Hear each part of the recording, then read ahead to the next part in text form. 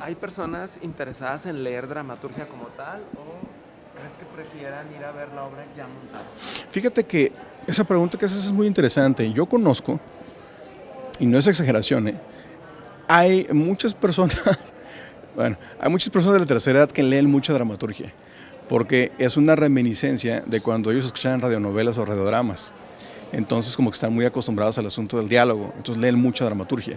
Si me preguntas si existe un mercado literario para la dramaturgia, yo te podría decir que con todo el dolor de mi corazón que no. Sin embargo, también la dramaturgia se puede apreciar de la misma forma que la poesía, el ensayo o la novela. ¿Puede resultar incómodo para las nuevas generaciones estar leyendo dramaturgia como tal por esto que mencionabas de personaje, situación, personaje, diálogo? No, no, mira, para las generaciones actuales, yo creo que no, porque al final de cuentas es otra forma de leer un estilo. Si lees poesía, ¿por qué no puedes leer dramaturgia? Y acuérdate que mucho del ejercicio del lector está en la imaginación. Entonces, yo lo que diría es un ejercicio más de trabajo para tu imaginación, ¿no? Estar rebotando de un diálogo a otro, de un diálogo a otro.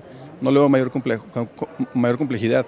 Si ya haces el intento, la labor de leer narrativa, que también es un desprendimiento de voces, hacia dramaturgia no pasa nada. El problema está, que es un problema de difusión acerca del teatro, tal cual como género que se puede leer o disfrutar.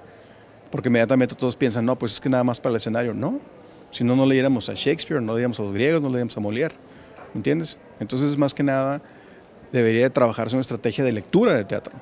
Sí, porque percibimos el teatro solamente cuando ya está montado, pero no está. Exactamente, pero te digo, es como un foco de mercado. No recuerdo ahorita el nombre del creador de Páginas de Espuma, pero su editorial solamente publica cuento, por ejemplo. Y cuando se le preguntó, ¿pero por qué publicar cuento? A nadie le importa el cuento. Y él decía, no, a ver, existe un mercado para el cuento, pero nadie lo estaba atacando, ¿no? Entonces es muy probable que exista un mercado para la dramaturgia, pero nadie lo está atacando. Y como todo en el mundo, necesitarías una buena estrategia de marketing, ¿no? De penetración, para también cambiar el chip de los lectores. Pero bueno, eso ya dependerá de de quien lo haga. Y las editoriales. Exactamente. O sea, no estamos leyendo dramaturgia, no, y percibimos el teatro ya montado, pero ¿habrá alguna responsabilidad de alguien, no sé, las autoridades de cultura o de las editoriales o de los mismos escritores y escritoras por difundir justamente la dramaturgia? ¿Sabes qué pasa? Mira, no voy a criticar a nadie para no sacar astillas, pero, por ejemplo, tienes a grandes autores de narrativa, no voy a decir nombres, que de pronto les da la loquera, y perdón por la crítica, de escribir teatro. Y escriben una obra de teatro y la publica la editorial grande. Pero porque es ese autor que ellos consideran que todo el mundo va a leer, ¿me entiendes? Entonces, ¿por qué no apostar por toda la gente que está escribiendo dramaturgia? Que créeme que hay grandísimos talentos y que muchas veces, es que es lo mismo, mira, si tú potencias a un autor de narrativa que escribe dramaturgia, le estás abriendo el camino. Si tú potencias a un autor de dramaturgia, escríbete una novela o ahora intenta otra cosa, abres el mercado. Y estamos muy mal como país en ese sentido. No como país, como cultura. No, claro, no es un asunto del país. Pero tenemos un problema casi histórico en ese sentido. Te pongo un ejemplo. Si tú vas es decir, Francia, Inglaterra, Alemania, España, Estados Unidos, por supuesto, hay dramaturgos que escriben películas, dirigen películas, escriben novelas, escriben poesía, lo que sea. Nadie se queja, porque es como parte de la acción cultural, ¿me entiendes? Aquí en México es, no, es dramaturgo, nada más teatro, no, ni pensar que pudiera ser cine, no, ¿cómo? No, eso te habla de una estrechez mental, cultural, porque somos buenos para decir, por ejemplo, Tom Stoppard, que es dramaturgo y que escribió Shakespeare in Love y que dirige obras de teatro y que escribe novelas, por supuesto. Pero ¿por qué Tom Stoppard, el mexicano, no? Estrechez mental y de mercado. Sí, bueno, un ejemplo de Kenneth Branagh, que ahorita está muy presente. Kenneth Branagh es actor, director, también a veces lo hace de poeta. Pinter era dramaturgo, era actor, era cineasta, era guionista, es lo que sea. Nadie dice que está mal. Y el mercado lo abres. Pero aquí en México hay un divorcio fortísimo entre géneros literarios. Y está mal. ¿Por qué no potenciar esos talentos en lugar de pelearse? ¿Me entiendes? Entonces, ahí estamos mal nosotros como cultura. ¿Por qué como cultura? Porque aplaudimos lo que se hace afuera y somos incapaces de tratar de replicar, fortalecer y enriquecer lo que hacemos de adentro. ¿Me entiendes? Entonces, de ahí también surge una suerte de malinchismo, pero está en una estrechez mental nuestra como cultura. Y ya para concluir, preguntarte, ¿cómo hacerle para que alguna persona se acerque a esto? O sea, ¿qué puede encontrar una persona abriendo páginas de dramaturgia? Y, no sé, llevarles, por ejemplo, a estas obras que estás presentando aquí en esta Feria del Libro. ¿Qué van a hallar ahí? ¿Cómo se pueden enamorar de la dramaturgia? Mira, la pregunta es muy válida, se me hace una pregunta muy inteligente y te voy a contestar de una forma que puede ser muy obvia. Vas a encontrar lo mismo que si abres un libro de poesía, que si abres un libro de novela, que si abres un libro de ensayos.